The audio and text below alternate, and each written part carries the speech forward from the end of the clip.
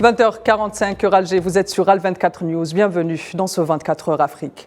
Et on entame cette édition avec l'Algérie qui réitère son engagement à défendre les principes de paix et de sécurité dans le monde à travers le Conseil de sécurité. Un engagement qui confirme une fois de plus l'éligibilité de l'Algérie à assumer le poste de membre non permanent au sein du Conseil de sécurité de l'ONU. Un sujet signé à Mitouta.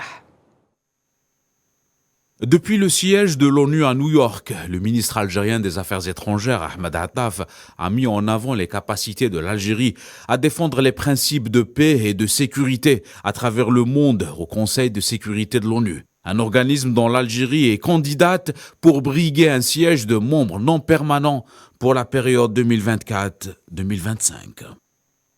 Algeria's candidature to serve. La candidature de l'Algérie au poste de membre non permanent au Conseil de sécurité des Nations Unies est un prolongement naturel de son rôle et de son engagement à renforcer la coopération internationale en vue de construire un ordre mondial où règne la paix, la stabilité et la prospérité. And prosperous global order. Un événement qui s'inscrit dans le cadre des activités visant à promouvoir et à mobiliser le soutien à la candidature de l'Algérie à l'adhésion au Conseil de sécurité. Ahmed Attaf a tenu à rappeler le slogan choisi par l'Algérie. Ensemble pour faire respecter les principes et les objectifs de la Charte des Nations Unies afin d'assurer un meilleur avenir pour tous. This vision is well articulated. Cette vision est stipulée sous le slogan que nous avons choisi pour ce mandat. Et c'est ensemble pour faire respecter les principes et les objectifs de la Charte des Nations Unies afin d'assurer un avenir meilleur pour tous. Cette vision se reflète également à travers les priorités que notre pays envisage de réaliser au sein du Conseil de sécurité. Settlement of conflicts, consolidating partnerships. Le règlement pacifique des conflits, le soutien des organisations régionales et la valorisation des conditions des femmes et des jeunes et la lutte contre le terrorisme ont fait que la candidature de l'Algérie bénéficie du plébiscite et du soutien de plusieurs pays frères et amis, ainsi que les institutions régionales telles que l'Organisation de la coopération islamique, la Ligue des États arabes et l'Union africaine. Par ailleurs, le chef de la diplomatie algérienne, Ahmed Attaf, réaffirme le rôle de son pays dans la promotion de la paix et de la stabilité régionale. Je vous propose de l'écouter. Furthermore, and as a founding member of the African Union, en tant que membre fondateur de l'Union africaine, les efforts des Nations Unies ont toujours été orientés vers l'appui de l'UA à travers des outils et des instruments nécessaires afin qu'elle puisse faire usage de son mandat avec efficacité et permettre à l'Afrique de proposer des solutions africaines aux problèmes du continent et aller de l'avant sur son agenda politique, sécuritaire et économique. Et dans ce sens, l'Algérie poursuit sa médiation pour mettre fin aux crises, notamment au Mali, où mon pays mène l'opération de paix et de sécurité, tout comme il œuvre à mettre en œuvre les efforts de lutte contre le terrorisme. L'exploitation illégale des richesses des territoires occupés du Sahara occidental, une nouvelle fois épinglée. L'eurodéputé Karl Puigdemont dénonce le trafic de minerais entre Rabat et Madrid. Puigdemont a appelé la Commission européenne à prendre position sur l'importation de phosphate depuis les territoires sahraouis occupés. Pour rappel, un règlement approuvé en mai 2017 empêche l'exportation de minerais et de métaux de conflit vers l'Union européenne. Et dans le dossier libyen, le représentant spécial du secrétaire général des Nations Unies, Abdoulaye Bathily, a exprimé son mécontentement face à la division des institutions du pays, à l'ingérence étrangère dans les affaires internes libyennes ainsi que la prolifération d'armes. Dans une série de tweets qu'il a publiés à l'issue des consultations avec les différentes composantes libyennes, le chef de la MENOUL a réitéré la nécessité de s'engager dans les règlements des questions litigieuses tout en offrant un environnement propice à la tenue d'élections inclusives et transparentes avant la fin de cette année.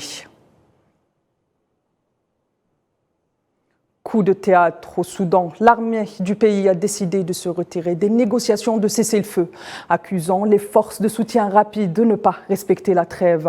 Depuis le début du conflit, les deux parties se jettent mutuellement la responsabilité. Les détails avec Neila Hamouda. Les négociations de cessez-le-feu sont au point mort. L'armée soudanaise a suspendu sa participation aux pourparlers de trêve avec les SFR sous l'égide des États-Unis et de l'Arabie saoudite. Les deux parties au conflit s'accusent mutuellement d'avoir violé l'accord de cessez-le-feu. L'armée soudanaise justifie son retrait par le fait que les rebelles n'ont jamais appliqué un des points de l'accord de trêve temporaire qui prévoit le retrait des hôpitaux et des maisons. En revanche, les forces de soutien rapide ont annoncé hier soir un soutien total aux efforts de Riyad et de Washington pour arrêter le conflit. Sur le terrain, les colonnes de fumée s'élèvent toujours au-dessus de Khartoum. Preuve que la trêve annoncée a été une nouvelle fois violée, rendant l'acheminement de l'aide humanitaire très difficile, voire impossible. Selon les Nations Unies, le pays est au bord de la famine. 25 des 45 millions de Soudanais ont besoin d'aide humanitaire d'urgence. Les besoins sont immenses et la demande exponentielle. Les 3/4 des hôpitaux des zones de combat sont hors d'usage, pendant que les autres n'ont quasiment plus d'équipements ni de médicaments. La 9e trêve négociée par les médiateurs saoudiens et américains a été prolongée de 5 jours, mais aucun cessez-le-feu n'a pu être respecté jusqu'au bout. Selon les ONG, plus de 1800 personnes ont été tuées depuis le début de la guerre, il y a 1 mois et demi. Et pour la première fois depuis le début de ce conflit au Soudan, l'aide alimentaire fournie par le Programme alimentaire mondial, le PAM, est parvenue à la capitale Khartoum, selon le directeur de l'institution onusienne dans le pays. Et au Sénégal, c'est dans un climat de tension que s'est ouvert ce mercredi le dialogue national au palais présidentiel. Un dialogue boycotté par les poids lourds de l'opposition sénégalaise, notamment la formation d'Ousmane Sonko. Sonko, dont l'éligibilité au présidentiel de 2024 est menacée. À 9 mois de la présidentielle, l'éventuelle candidature de Macky Sall ne fait pas l'unanimité dans le pays. Et en Centrafrique, le président Faustin Archange Touadéra a convoqué un référendum constitutionnel le 30 juillet prochain. Le président centrafricain l'a annoncé dans un message adressé à sa nation. Une annonce qui fait suite à des consultations entre le chef de l'État et les présidents de l'Assemblée nationale et de la Cour constitutionnelle. Autre scrutin au Zimbabwe, cette fois-ci, où la date du scrutin général est fixée au 23 août prochain. Le corps électoral du pays sera ainsi appelé à élire son nouveau président ainsi que les membres de l'Assemblée nationale du pays.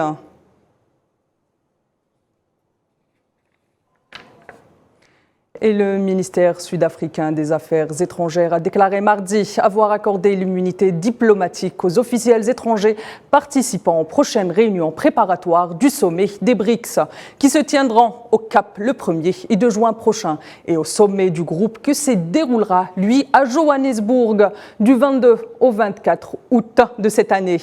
L'avis a été signé le 19 mai passé et publié dans le journal officiel.